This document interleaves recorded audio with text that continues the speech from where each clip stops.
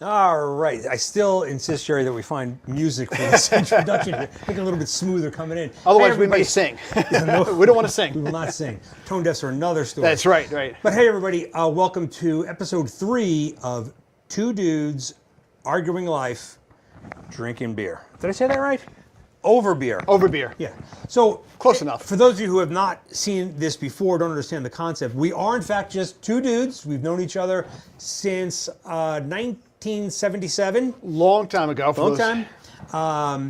Arguing life. Now, when we say arguing life, we're hoping that we don't actually argue, although we have been known to do that.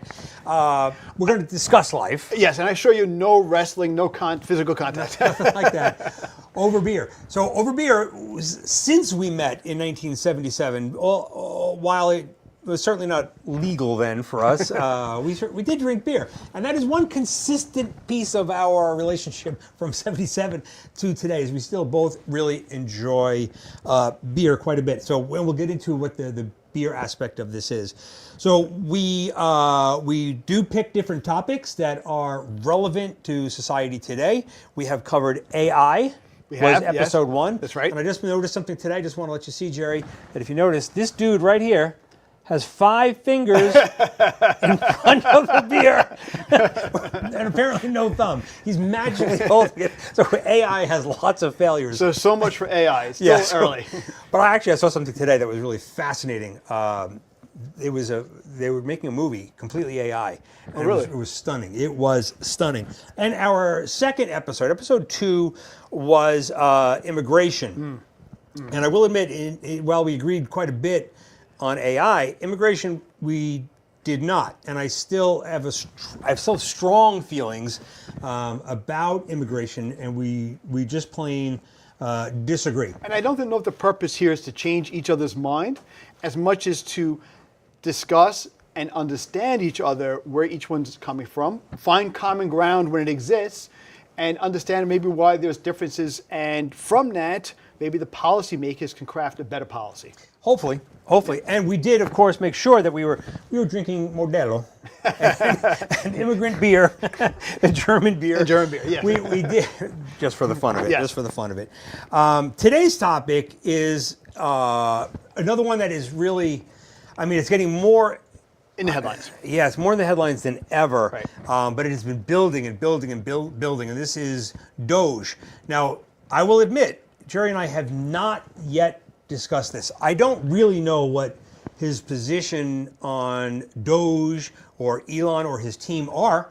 I have opinions, and one of the things we will say is that we don't do a lot. Well, Jerry might do a lot of research. I don't do a lot of research. I tend to respond emotionally to these topics. I do grab my information wherever I can, but I do respond emotionally. And I think the reality is you have to balance information and emotion to come to the right decision. Yes. You're not going to make the right decision probably in a textbook alone, but at the same time, one needs to be informed. So there's a good balance there. Yeah, and then just one last thing I would say about our differences that we've discovered as we grew up. I've grown older. I don't know if I grew up. I still haven't grown up. But you can even see how different we are in the way we dress. This is my uniform. This is what I wear to be comfortable. I'm a sports fan. I'm an Islanders fan. This is my garb. This is comfort. Now, for me, this is not what I normally wear. This is, my style right now is 1970s, all the president's men. But it just signifies a different personality, different view of things. Is that velvet? This is corduroy. Corduroy. I remember corduroy pants. Hey, I have to, it's been around for a while. Yeah. All right, so now let's get to the beer, because Jerry had what I thought. Before we go there. Go ahead. I have to call you something, you need to call me something. I'm sorry.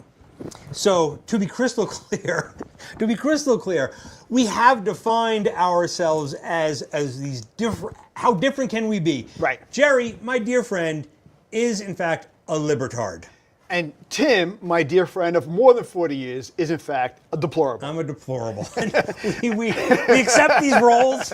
I mean, in fun, we accept these roles. These are we really do not get mad at each other or make fun of each other. There's not get mad. But there's too much history, too much friendship, too much trust, and appreciation for each other to get mad. Yeah, we will debate. We'll debate and disagree, and it can get hot. But it's just debate. And then we have a sip of beer to cool off. And we do, yeah. So this, I thought, Jerry, you were very clever in this week's beer, this episode's beer. Jerry says, can we do a blind taste of both a very high-end beer and a low-end beer? And what I did is I went to a beer distributor. I said, I'm looking for a very high-end, top-notch beer that I don't know, right? That I've never heard of, so I wouldn't already know I wouldn't have a preconceived notion of what that beer is. You wouldn't recognize the taste. And then for the lower end beer, I was just going to go to a gas station and pick up the cheapest beer at the gas station and use that as a comparison. Ironically, the guy from, oh my God, it was e-cigarettes and beer on Hempstead Turnpike. We can get him as a sponsor for next time. Yes, but go ahead. we will. It's guy Vinny from. Oh my God! We even took a picture so I wouldn't forget. But anyway, great beer distributor up on Hempstead Turnpike in Levittown. Guy was very, very, very smart. He not only found me this hot. He says, "Let's go German. Why don't we go German?" I said, "Well, I mean, most beers you think come from Germany." Yeah. So he grabbed me a very high-end German beer, and he goes, "This beer here is Germany's gas station beer." Which we're about to find out what that tastes like. Yeah, so and how that compares. He said, "Yeah, this is their Bud Light, their Coors Light." Right. So anyway, neither of us know which is which. We're just going to taste them, and which one? This one's this first. This is A. These are the same. All right. Cheers. Cheers. That's German, all right. That is German. Has a slight bitter aftertaste. Yep. I would say 2024 late. Sorry. Yeah, I don't know. I think beers have vintage. I don't know. I thought they go skunky after a while. Yeah. But okay, this is. I hope this is not the high-end beer. It's fine. It's fine. You're right. I would say if this is the high-end beer, I would be a little disappointed. I should sip water now. But Yep. Yeah, it has flavor. Right. You knew it was German. Yes. Right off the top. Yep. We need pretzels. We do. That's what. Okay. This one even looks darker, so let's Okay. just assume this is darker. I don't know what that means, but A little more malty. yeah, creamier. Yes, creamier. Smoother. Yep. Not a little less bitter though. Much less bitter. Yes. Much less bitter. Now I'm going to say they're both good. I do think this one, we'll have to check in a bit, is probably the high-end one. Yeah. But that one is definitely servable to friends. This one I would drink. Yes. You buy like this the one to darker drink for beers. yourself, and this one you serve to friends. This is a smoother, darker beer, which I like. I don't know if this. I don't know if this is an ale. It's not sharp enough for an ale. No. I'm going to say I almost prefer it's good. This one, which we're going to call the cheap one for now. Gas station beer. Yes. All right, we can look at the bottom, and I can tell you what they are. This is K. K. All right, I know what that is. K is Kronbacher. Okay, Kronbacher. that sounds like a ripoff, like a cheap beer. This is gas station. This is Germany's gas station beer. So actually, very good, Jerry. That was we identified that very well. We both kind of knew. Yes. This one now, Paul Anner, I've heard of. I kind of remember that Paul Anner. Yes. Oktoberfest Marzen. I did not taste a lot of Oktoberfest. I like Oktoberfest. I agree. That one does not even taste like a Pilsner. Is that a? What it's is that? malty, Right. more malty. It doesn't really This is say. a Pilsner. But Well, okay. all right. So we picked that right, but I would not say Oktoberfest. Right, and let the record show that we do disagree on the beers. I think Tim did favor the higher end one, and I was okay with the cheap gas station beer. Right. So, all right. Now let's. I don't even know where to start this one, Jerry. But I could start. I'm going if to you ask like. you. Okay. Can you give me your libertard take on Not the characters, but the story, the DOGE story. Yes, yes, perfectly fine. DOGE went in under the premise, from my understanding, this is from my understanding, I apologize if I have mistakes, that the government was full of waste, fraud, and abuse, and needed fixing. It's a large organization. The government spends $6 trillion a year. I can't fathom what that looks like. I think the military alone is $900 billion a year. So a lot of money, a lot of details. They went in with the premise that there's a problem here. They didn't document the problem. They just went in with that premise. They had 3 tools or images. The first image was the chainsaw. The Elon Musk with the chainsaw was a big picture. The main primary tool they used, one of them was AI, which is still, as we see, somewhat in its infancy. And the boots on the ground were largely network software engineers. So that's Correct. my understanding of the story. Do you have a position on any of it from the libertard perspective? Were you Yes, for it? Were you against it? Like when they were brought up, what did you think about it? I've worked in government for a while, just to get that out there, and I do agree with the need for evaluating government efforts. Very often, government is asked to do a variety of tasks, and it doesn't always have provided the level of resources it requires. There's no competition to force government to be efficient that is in the private sector. So the private sector, you got 3 companies producing a widget, 1 or 2 are more efficient than the other one. To survive, one doesn't. You don't have that in government. And government does something that really you can't stop. You don't want to stop giving us security checks or food safety. So it is, I agreed with the concept of going into government and looking at opportunities for efficiency with some outsiders doing it who haven't been in on the day-to-day. I was unhappy with the approach, though, of the chainsaw and the slicing and dicing, because I think All right. you end up, last point, you end up killing mice by using a bazooka, and then you don't really have a house to live in. So, and I don't know that this necessarily would be a deplorable's position, but it is my position. I, as a businessman, as somebody who's owned his own business for many decades, I do watch every line. Yes. Every single line is known. Yes. And I learned early on in my business career, I can't spend that money that I don't have. Right. Or at a minimum, I don't know where it's coming from by the time it's due. Right.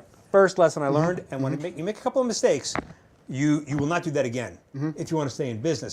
I have friends who went out of business. So I was not looking for a chainsaw. I was absolutely looking for an atomic bomb. I absolutely wanted to break stuff. Now, let me ask you a question. Based on what? Because in your business, if you come in with if you're having trouble and you want to find out where the trouble is and fix it, how does coming in with an atom bomb or a chainsaw help? Because since I am paying attention at all to our government and our politics, the budget has never is always an argument. They're always uncovering extraordinary waste, but nobody does anything about it ever. Now, I don't know if you want to dig in yet because we're going to run out of time in this first segment, but what they had uncovered proves not just that there was waste, but that there's tons of absurd, fraudulent waste. Not all. I would like to hear some examples, because my understanding is, and one of the problems is the definition of waste, particularly in a democracy versus a private sector business. Okay.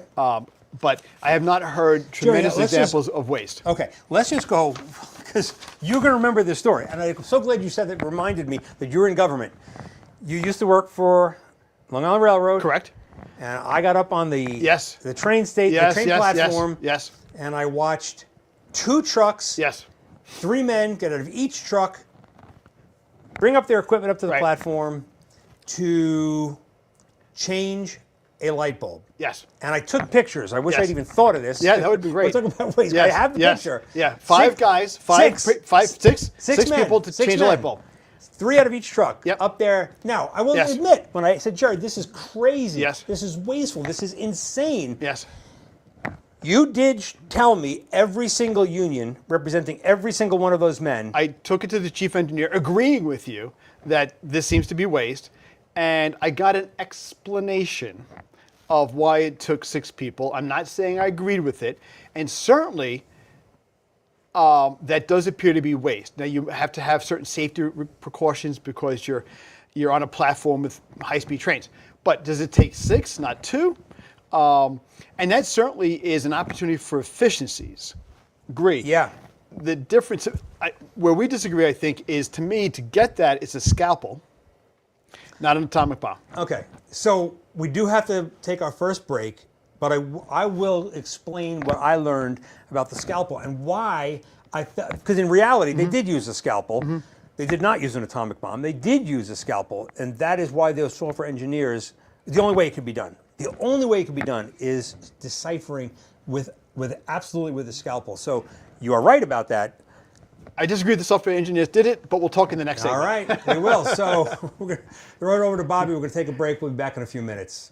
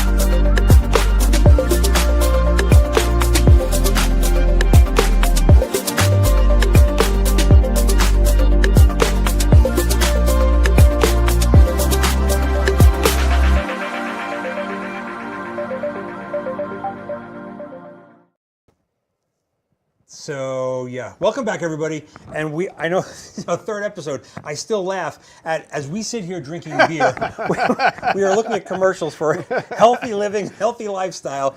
90% of the time, I live that lifestyle. Yes, exactly. Exactly. But let's just take one Eat more your sip. fruit and vegetables. I'm going to drink the Polaner. Yeah, me too. Because it is definitely my favorites. Yeah. I do enjoy that. I'll put that on my list of Maybe for one episode we'll have beers. a bowl of fruit in front of us too. Maybe, yeah. Yeah, it's not bad, but it's close to skunky, but but it's not. Okay. We left off with talking about waste. Right. So and chainsaws. And chainsaws, atom bombs, scalpels. So I don't want this to sound the wrong way, right? So I'm not some Elon Musk fanboy. I enjoy the Tesla product, even though I don't own one. I like the Tesla story. I like to see where it all goes. It's clever and I like the excitement Musk has brought to certain industries in America, Yeah. SpaceX, Tesla, and actually PayPal too. And where he's going for Neuralink, he's bundle of energy, and he's doing good economic things. So the interesting thing about Elon Musk, though, is that if you've ever watched the show The Big Bang Theory, and I think in no uncertain terms, he is Sheldon Cooper, right? He is that extraordinary brain, but he really lacks the social skills, perhaps. I think like his issues with people, especially people of authority, and I'll just leave it. And he goes in with a little bit of arrogance. Yeah, because he knows he's right, yes. right? In his world. Yes.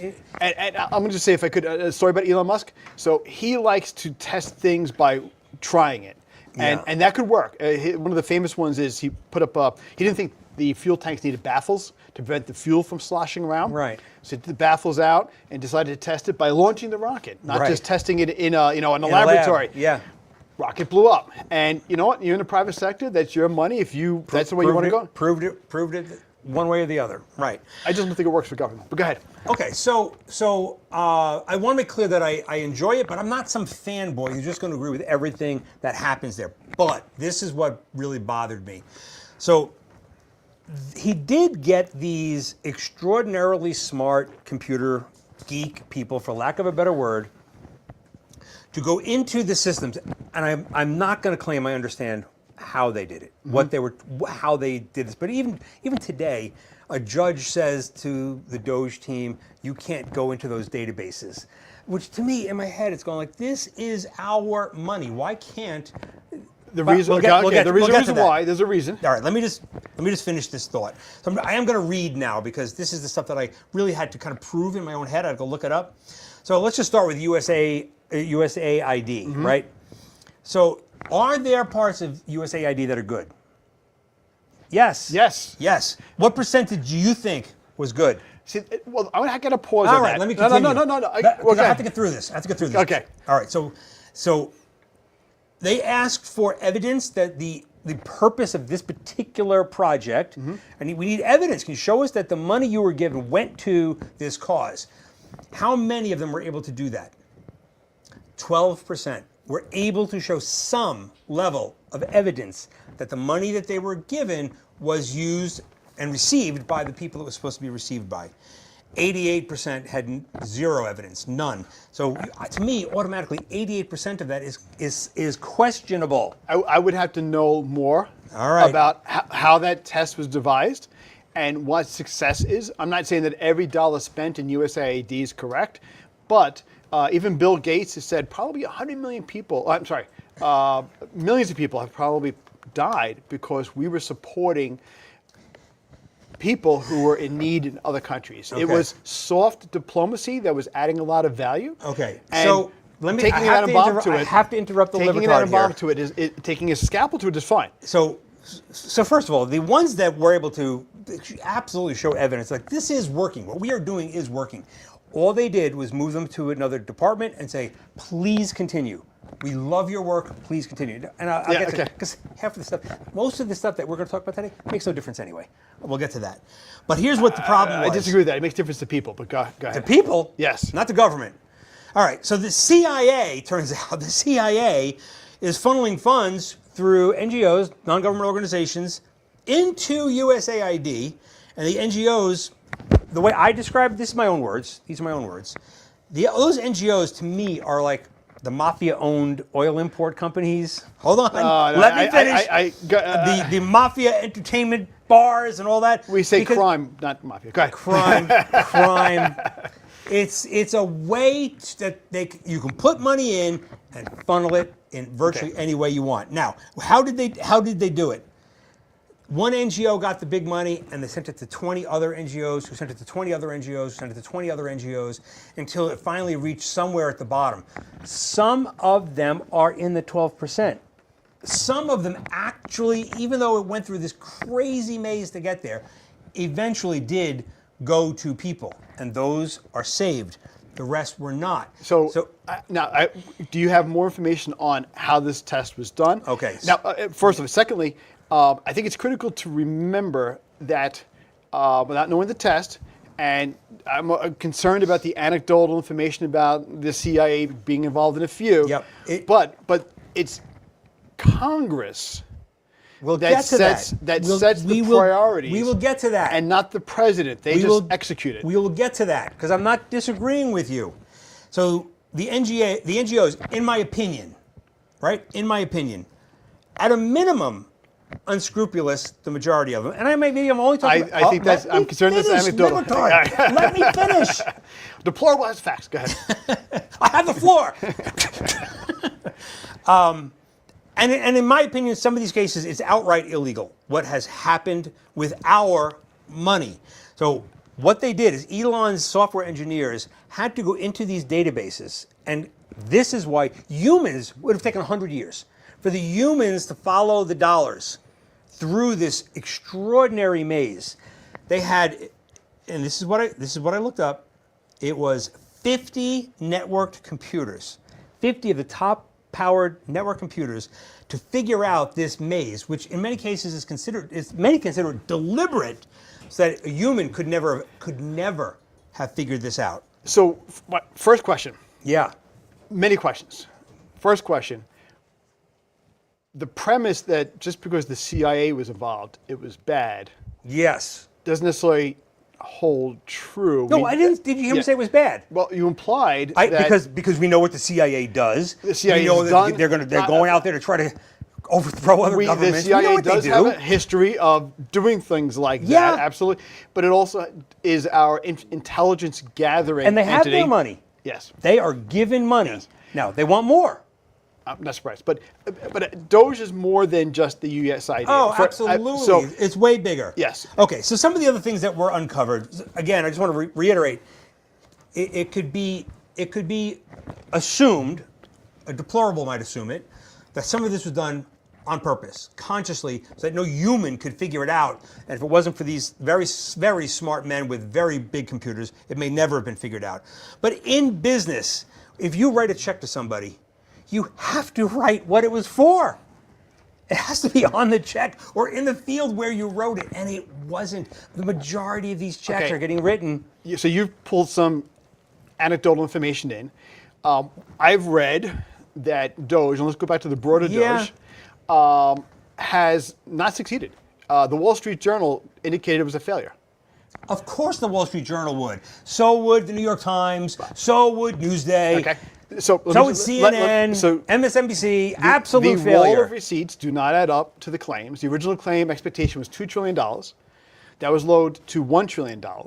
That was lowered to $150 billion. And yet when the roll of receipts is added up, they don't come anywhere near that much. Not to mention what the impact of canceling contracts is. One of the examples is there was one contract that took credit for $8 billion in savings. It was $8 million. Putting aside what the impacted contract was going to do. Another example is the government uses what they call umbrella contracts. So you put a contract in place for $20 million to buy widgets. You don't buy $20 million of widgets. It's a ceiling that agencies would be funded to purchase up to. You would only save what the agencies are funded to purchase, not the contract value. So, but DOGE took the $100 million umbrella contracts and said that's what we saved, but it was nowhere near that amount. So, and another nonpartisan group called Partnership for Public Service or something felt that DOGE may actually result in higher costs. We all know the anecdotal stuff of where the people in the nuclear regulatory agency were first fired and then brought back because they maintained the weapons systems. Jerry, so even if I believe everything you just said, even if I did... Which is documented, but go ahead. Of course it is. It's documented. And Elon did not document anything? The guy who's saying document everything Well, they're didn't? saying they looked at Elon's documentations and it didn't add up.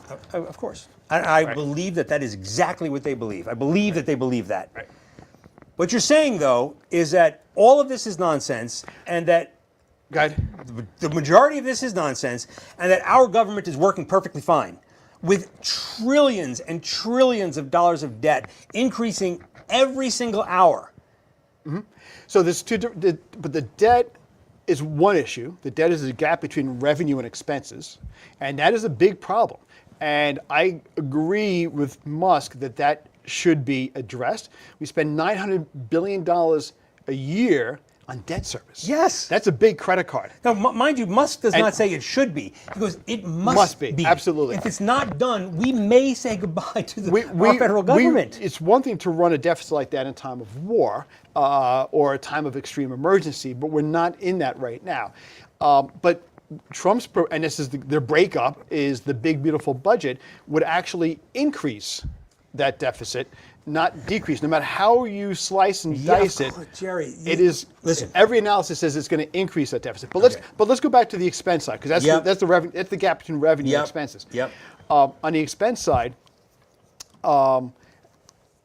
it's a big government, does a lot of complicated things, almost absolutely opportunities for efficiency. But what is efficiency? Well, one, efficiency could be doing things better with fewer resources or not doing certain things. Right. On the not doing certain things, the problem there is, in a lot of cases, it's the Congress who has the power of the purse, who has decided, like a board of trustees or corporate board, to go ahead and do something. In a democracy versus a private corporation, that's going to be messier. A private corporation generally has a very monolithic type view as to what you want to accomplish. Mm-hmm. In a democracy, you've got multiple views. And those multiple views may play out in a compromise legislation that says, I'm going to do these 6 things. And maybe some of them don't make sense. It would be great to get feedback on what doesn't make sense. But it's not the president nor his appointees to decide to not implement the congressional action. Yeah. Congress is the power of the purse, and the president is responsible for execution. And you want the execution to be efficient, so absolutely. All right. But I just want to say that the way you delivered everything you just said, and the words you used, the way it's all described, is pure libertard talk. It was definition libertard. Well, I'm going to say that zeroing in on some anecdotal information with the CIA. I don't think this is anecdotal. I literally went and looked this stuff up. Now, there are people who are going to disagree. Of course they are. Yes. It's just what happens. And maybe in our last segment, because what you did say that I completely agree with is that you kept referring to Congress, and I have a massive, massive problem with Congress. And maybe it is government in general. Maybe we deplorables. I can't speak for all conservatives. I can't. But I am really, really for small government, and we have gotten so insanely large. We've gotten large, but think about the large reality. Let's put government aside for a second. Most things in our lives have gotten more complicated, right? A car. No one is going out buying a Model T with no windows and terrible brakes and manual shit. No, you're buying a car. You're spending more money, but you're getting a car with safety devices, comfortable seats, air conditioning, power brakes. So typewriters. We don't have cheap typewriters anymore. We have laptops. So a lot of things in life have gotten, as science and technology have evolved, which is great. We're beneficiaries of this. We have MRI machines, CAT scans. What does it have to do with the government paying for a harmonica association in Kazakhstan? If things have gotten more complicated. If there's that's not complicated. No. So but I don't think the majority of the federal spending or is going to harmonica stands, if there is a harmonica stand in a different country. Let me clarify. If you allow, let's just say it's $250,000, because that's a low number in this world. You allow $250,000 to go to a harmonica association in Kazakhstan, that is just a signal of what is going on in our government. I'm going to challenge that indirectly in a second. First off, though, from staying with the political side, if Congress has voted to do that, democracy isn't necessarily an efficient operation. It's a system to prevent abuse of power. And to prevent abuse of power, you have a system that has almost a built-in proposal to compromise. Okay. When you compromise, sometimes it's actually a benefit because everybody's a little bit right and you compromise. Okay. Sometimes you do things, to me, then the efficiency part, coming back to DOGE, would be to identify efforts that had an intention to outcome, a benefit that didn't materialize. Now, I can't speak to that particular stand, but let me address for a second some of the things Trump mentioned. You're going to wrap it up this segment, okay. So you're going to make it good because we have to go to a commercial. Okay. We'll be back. Trump made some statements during his speech to Congress which proved to not be true. And one of them I love is transgender mice. We were not spending money So here's Trump. Oh, he's and right. a Congress They were only gay mice. No, They they weren't. were not. They were no. They trans. No. I don't know. When one lies, it reduces trust. And it was transgenetic mice. Money was being spent to modify mice to make them ready for various laboratory experiments. It wasn't changing the gender. It was transgenetic, not transgender. Likewise, Honda was not. So did he lie or make a mistake? I would say if the President of the United States is getting up in front of Congress and making a statement and it's not accurate, someone didn't do research or someone lied on purpose. And there was a number of other statements that were made, including Social Security. Social Security is not making payments to dead people. I mean, He didn't say that. There are people who are dead people who are getting money. Because when you die, it takes time for Social Security to know that. But there were 100-year-old, 120-year-old people. The data was entered into the system. Yes. Before things were streamlined, and the Social Security Administration opted to not spend money to remove people who were just Well, that's just inactive. dumb. That's just dumb. Like, do your job, for God's sake. You're getting paid. Do your job. But it was, for them, it was a harmless thing. The people weren't getting paid. They were just still in the system.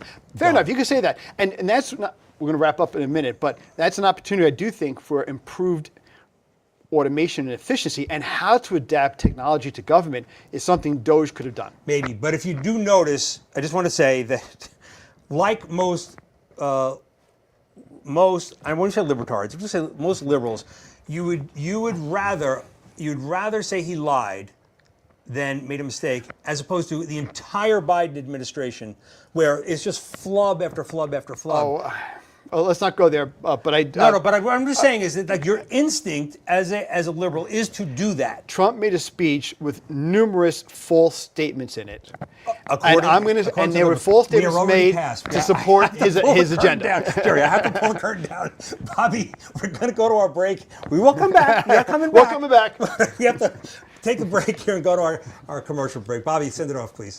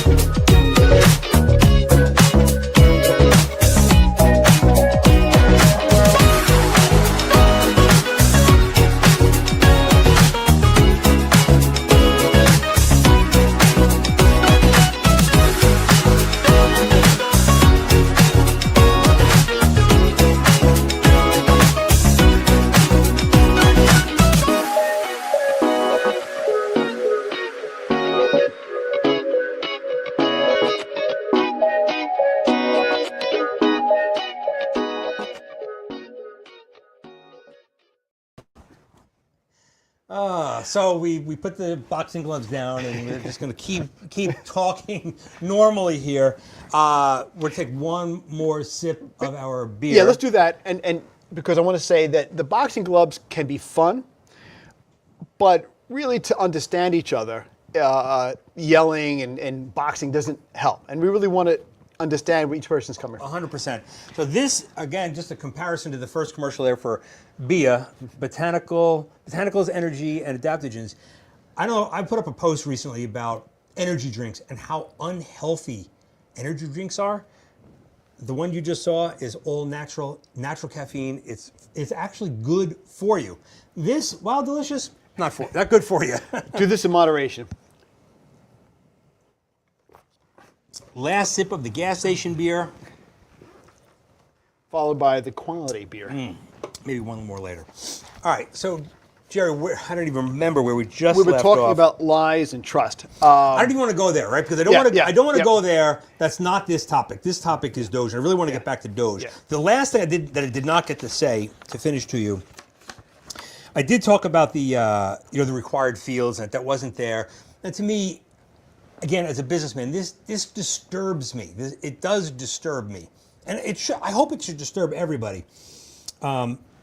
And this is where it gets difficult. I think some of the practices that they uncovered, while somebody else is going to say it's not proven or wrong, if this was the private sector, some of the things that were happening in our federal government or the NGOs that get this money and then keep funneling that money, some of these people would end up in jail if this was a publicly traded company.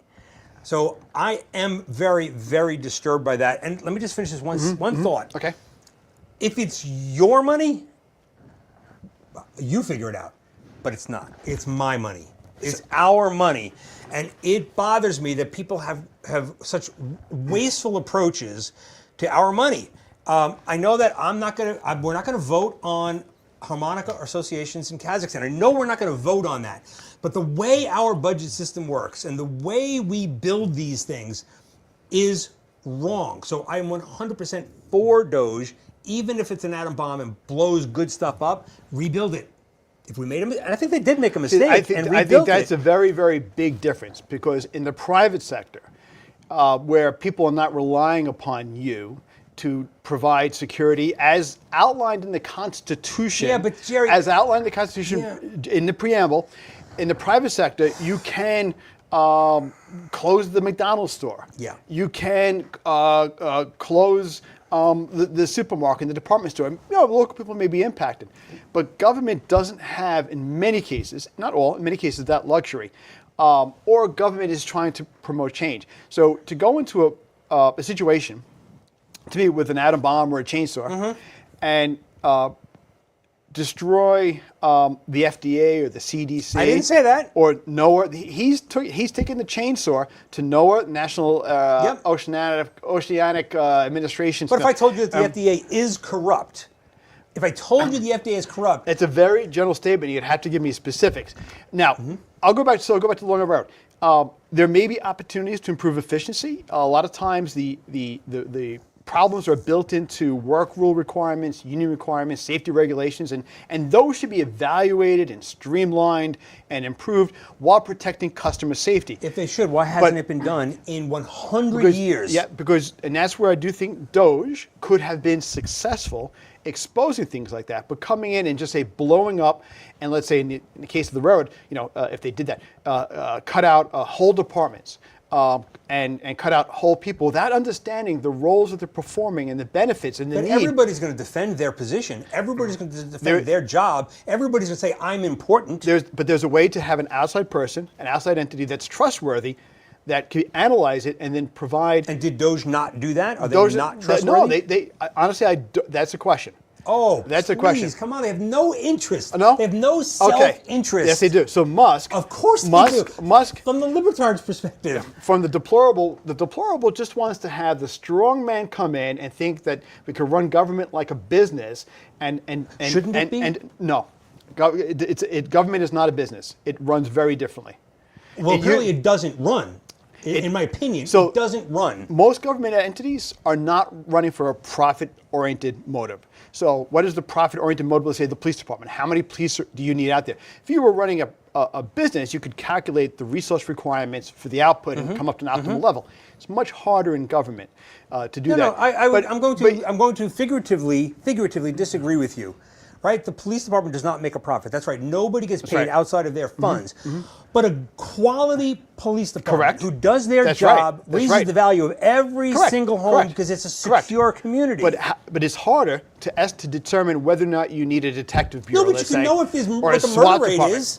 There's evidence that this is or is not working, and we do nothing to change it. And that's where Doge can come in and provide better, or some entity come and provide better analysis. But just coming in with the chainsaw and having the chainsaw symbol and having the reality TV rah-rah. No, it was type no thing, reality TV. It was like a game show. No, it was not. But you mentioned something about trust and Musk having no incentive. Well, that's actually not true. There are a variety of reports out there that have indicated that Musk was able to reduce his potential liability by $2 billion by some of the reductions and cuts he's made to the FDA, which was regulating his Neuralink, to the FAA, which was investigating some issues with SpaceX, and another agency that was investigating, I guess, Department of Transportation, Tesla, and issues with the autopilot. So Musk was able. The Senate committee indicated that Musk probably avoided $2 billion in potential liabilities by some of these actions, and Forbes reported that Musk possibly made $170 million by expanding certain contracts. So I don't think DOGE, the leadership of DOGE, was truly invested in a pure altruistic type effort. He had an agenda, and yeah. I'm going to repeat myself that I don't think Elon Musk needs any of our money. I don't think he does, and I don't think that's his incentive, because when he took his PayPal money, what did he do? He invested it in 3 new companies. All the risk on his own. He wants to improve the quality of life of human beings. I believe that. I do think, and I don't disagree with how he's approaching it, but just because he doesn't need more money doesn't mean he's not motivated by saving his company's money. Your take, or whoever, Forbes, or whoever you said that was. Forbes and the Senate committee. Yeah, and the Senate committee, and I can just guess who's running the Senate committee, but let's just say a Senate committee is investigating this, and there is an agenda. Now, like many deplorables, I really think we are so overregulated, so unbearably overregulated, that my instinct, and this is just an instinct, I have no data, whatever he was trying to change as far as regulations are concerned, I do believe it was not because he was going to benefit from that. So I'll agree with you that there's a potential out there, probably more than potential, that we are probably overregulated, and we try to do too much at one time. For example, I'm recently reading a book about developing chip factories here, and we layered. Just read a whole big. We layered so many requirements in this national security great thing that we kind of sabotaged it. So yes, I will agree with you that regulations can be definitely a hidden bad thing, but at the same time, that regulation prevents, the pig farm being put next to your house, or regulation prevents companies from dumping toxic waste into the water system. I'm not arguing that their existence should be there. I'm not Right, arguing that. right. I'm just arguing that we have gotten out of control. And the same way you talk about why there's 6 guys doing a light bulb. Yep. Some of them are just wrong. Or from the 50s or the 30s. And I think the primary reason is in the private sector, there would be an economic incentive to keep revisiting how things are done. In the public sector, it tends to be done once it's locked in place, nobody looks at it again. And that's where I think DOGE could have added a lot of value by really digging into some of these things and putting them out there, not just cutting contracts and getting quick wins, or cutting headcount and getting quick wins, because what you're doing is going with a chainsaw, not a scalpel. Well, I did disagree. Now I don't know that my answer is right. I don't know that I have the right answer. My approach is the right way. But I do disagree. I think that I am just tired, because I know that if we take your approach, Jerry, zero will happen. Oh, you lost my mic. Hey, let's take a break. Jerry, can you hear me? My bad. We're going to take a break. We're going to wrap it up right after this.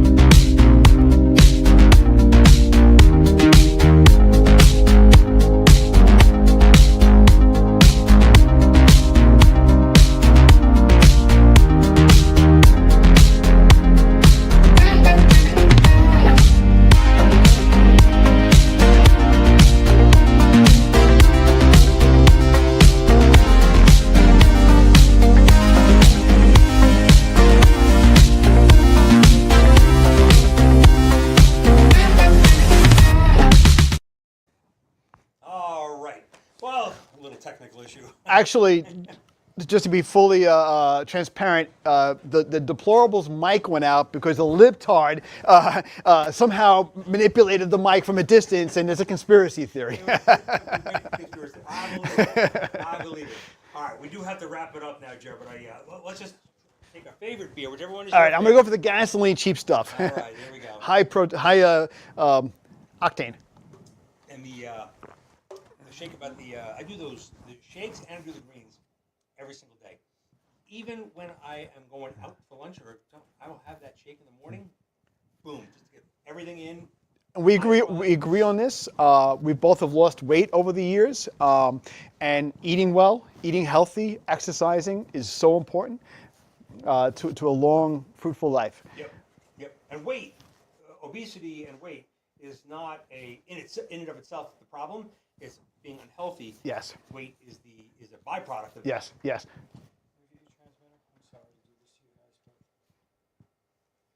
Still having technical difficulties. But we argue, but I'll just note that we come back to friendship, and we come back to both being very patriotic Americans. We both love the country. We may debate about how best to love a country, or just like parents may debate about how best to raise a child or to love a child, but they both love that child.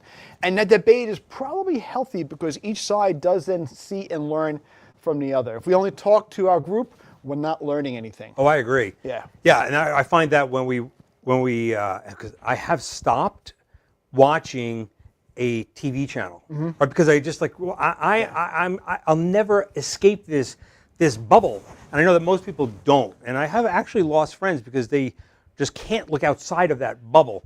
I don't lose friends, myself. I'd never do that, never ever. Everybody should escape outside their bubble, seek alternative information. Yeah. And think about it. So I'm just going to wrap this up with this, Jared. I guess my last statement, shall we say. I am for smaller government. I go all the way back to the founding fathers and what they thought this country could be. And I think that I'm for, listen, you know, my own family benefits from some Social Security. Only in one small instance, but I'm grateful for it. I'm not against Social Security helping. Is our government having a program where they transfer money that you're putting into today to somebody else, and somebody will put it. So it's our government, our money. We just have this program. Yeah. So I want to be crystal clear. I don't want to help people. I don't want to stop helping people who need our help. Like, I think that we are a very generous country, a very generous people. In most cases, though, Jerry, I will tell you that, and I had this discussion earlier today, I would much rather give my money to a private entity who's going to go help those kids in Africa, or if I choose to build a harmonica association in Kazakhstan, I'd rather the private sector do that, because I think that we are generous like that. I don't think that there's anything efficient about our government, and our government should not be doing so much of it. Again, not opposed to it.